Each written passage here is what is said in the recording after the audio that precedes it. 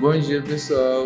Eu sou o João Pedro, esse é o colega Felipe. A gente vai tratar sobre o assunto de servidão, que começa a ser disposto no artigo 1378 do Código Civil.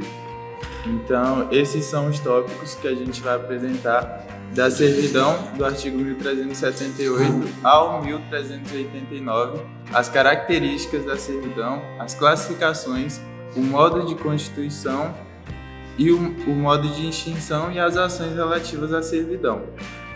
Então, aqui temos a origem, né, da palavra servidão. A servidão é um instituto originário do direito romano, com características adotadas até hoje.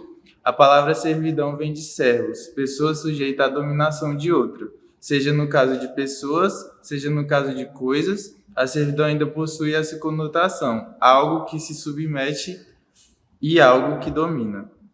Então, a gente tem aqui a servidão civil, que institui, quando é necessária, certa concessão de um imóvel para que outro tenha uma específica utilidade. É um ônus real voluntariamente imposto ao serviente em favor de outro, o dominante, no qual o serviente perde o exercício de alguns de seus direitos dominicais ou tolera que dele se utilize o proprietário do prédio dominante, tornando este mais útil. Bom, o que ele fala, então, é um ônus real. O que isso implica? O ônus real é um direito que recai sobre a coisa. Porque, como a gente sabe, o direito real é o direito das coisas. Então, o direito da servidão, você vai ter um dominante. No caso, seria esse, o dominante. E aqui o servo. Existe uma relação entre esses dois imóveis, essas duas coisas, que se constitui em algum exercício de algum direito dominical, relativo ao domínio. Então, por exemplo, aqui você poderia ter um direito de acesso para o logrador, que seria do dominante, do servo em relação ao dominante. Bem, esse direito, ele recai não só sobre o direito de passagem. A gente vai ver que existem algumas diferenças entre o direito de passagem e a servidão. A servidão, ela precisa ser expressa e registrada em cartório para ter eficácia erga omnes, enquanto que o direito de passagem, ele pode acontecer só pela conveniência das partes, do contrato. E a servidão, ela pode recair sobre outras coisas, como, por exemplo, na doutrina eles citam muito o aqueduto.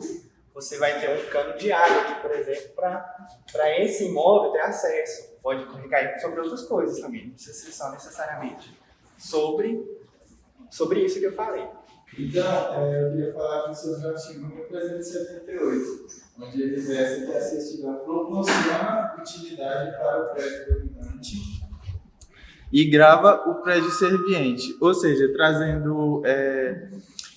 os artigos não delimitam qual servidão que deve ser feita, então fica a livre dispor das partes. Trazendo para um exemplo prático, a servidão visual. Por exemplo, você tem um prédio beira-mar, com uma vista bonita, e existe um prédio na frente do seu. Você teme que esse prédio construa de uma altura que tape a sua visão para o mar. Então, você acorda entre as partes para que ele não construa de forma que obstrua a sua visão. Então, esse é um exemplo de servidão visual.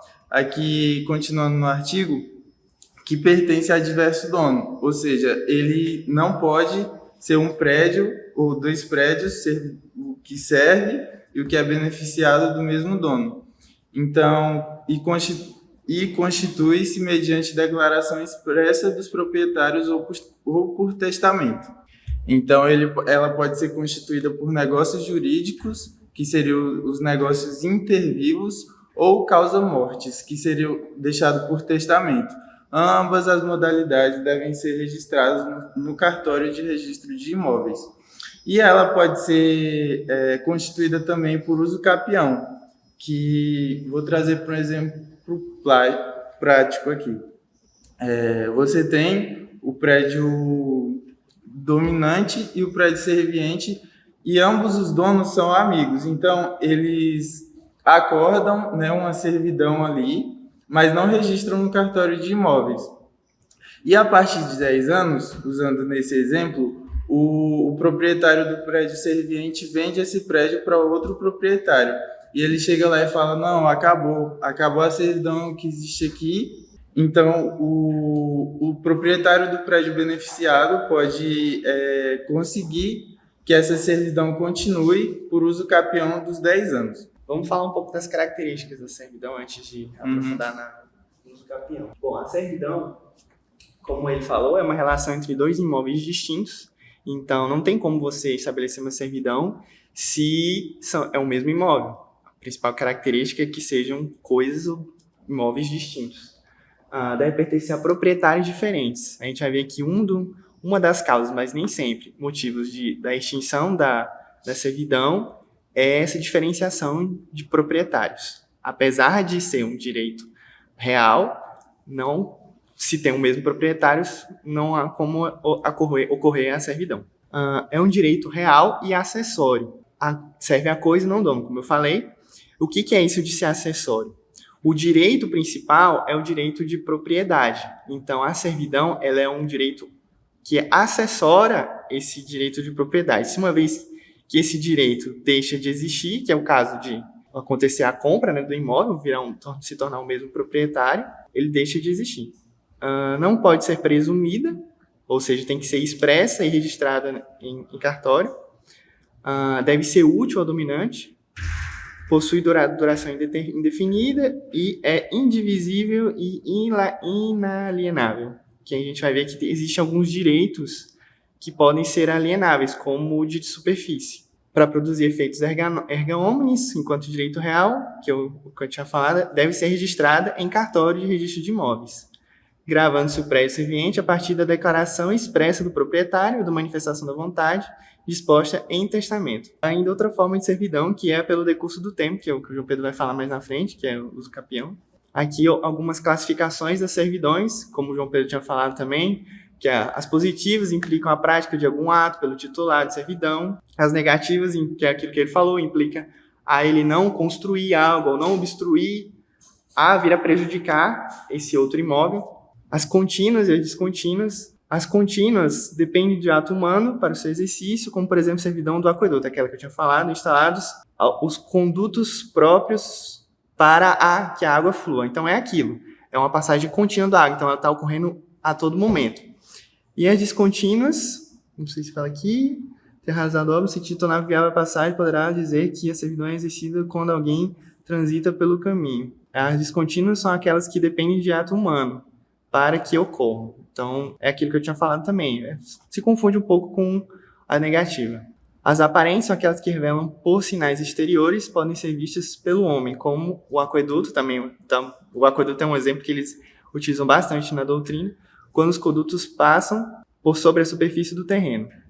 As não aparentes são as que não possuem sinais exteriores, ou seja, não se pode afirmar que em determinado local há servidão, como, por exemplo, a servidão de aqueduto, quando os condutos são subterrâneos. Modos de constituição. Bom, aqui são as formas que a Constituição ela é, primeiramente, instituída, mas, relembrando, ela precisa ser registrada no cartório de imóveis, que é o contrato, o testamento e a sentença. A servidão ela pode ocorrer também pela via judicial. Pode decorrer da servidão de sentença proferida em ação de divisão do imóvel, assim divididos e repartidos os quinhões, estabelecer-se a servidão sobre um quinhão em favor de outro. Por destinação do proprietário, ocorre quando dois imóveis pertencem ao mesmo proprietário e ele, enquanto proprietário desse imóvel, estabelece por sua comodidade sobre um dos imóveis, por exemplo, uma passagem invisível, exteriorizada por obras que a identifiquem. Essa situação denomina-se serventia, que se houver transferência de um dos prédios a terceiro, o adquirente poderá ser beneficiado com a servidão ou sujeitar-se a ela dependendo do prédio que adquira. Bom, aqui eu tinha falado que a servidão ela se extinguia caso o imóvel fosse comprado pelo mesmo proprietário. Só que aqui a gente tem uma construção doutrinária referente à constituição da servidão, que ela pode ocorrer sim, caso exista o mesmo proprietário, e aqui fala, ele venda, que essa situação se denomina constituição da servidão por destinação do proprietário. E por uso capião, que o João Pedro estava comentando. Então, para a Constituição por uso capião extraordinário, o artigo 1379 do Código Civil define que o uso capião de servidão seria de 20 anos, mas há uma divergência entre a legislação e a jurisprudência e a doutrina quanto aos anos para uso capião extraordinário da servidão. O artigo 1379 define 20 anos para uso capião da servidão, mas isso é meio incoerente, porque para você adquirir o imóvel por completo por uso capião seria de 15 anos. Então, para a servidão, não há que se falar em ser 20 anos para a servidão e 15 para o imóvel todo. Então, a jurisprudência e a doutrina aplicam nesses casos o artigo 1238, que prevê um prazo de 15 anos para uso capião extraordinário. E aqui a gente pode ver que a servidão ela pode ser constituída de várias maneiras, sendo algumas expressamente previstas em lei e outras encontradas na doutrina, foi o que eu falei. As servidões podem ocorrer por fato ou ato humano. Então, aqui a gente parte para a extinção. A servidão não tem prazo determinado para ela ser extinguida, mas existem ocasiões em que ela pode ser extinta, seja por cancelamento do registro, onde o proprietário do prédio serviente abre mão daquela servidão, então ele não se vê mais necessário, então ele faz o cancelamento do registro. Aqui no número 1, quando ele tiver renunciado, quando tiver cessado para o prédio dominante a utilidade ou comodidade que determinou a servidão. Então, quando não se fizer mais útil para o prédio dominante, essa servidão pode ser extinta. Quando o dono do prédio serviente resgatar a servidão, desde que haja acordo nesse sentido. Ou seja, você compra um prédio que é serviente de outro prédio dominante, você pode tentar entrar em acordo com esse proprietário do prédio dominante para que cesse aquele direito de servidão. Geralmente é por acordo com valores, né, em dinheiro, para que seja feito isso.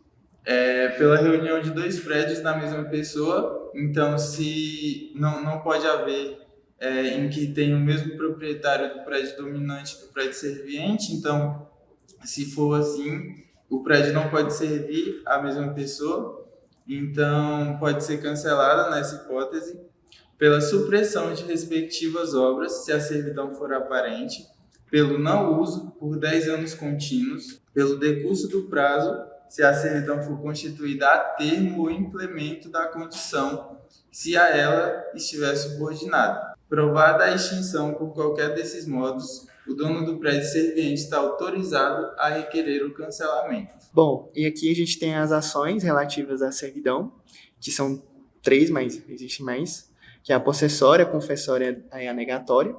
A possessória é o objetivo de proteger a posse da servidão, podendo ser ajuizada as ações de interdito proibitório, manutenção de posse e reintegração de posse. A confessória se requer o reconhecimento da servidão com a titularidade daquele que acredita ser beneficiado com a servidão. E a negatória, ajuizada por aquele que objetiva uma declaração judicial no sentido de que a servidão do seu imóvel, e tem também o uso capião, desde que a servidão seja aparente e tenha sido preenchidos os requisitos, que são aqueles requisitos que ele falou, 10 anos de uso contínuo. E é isso.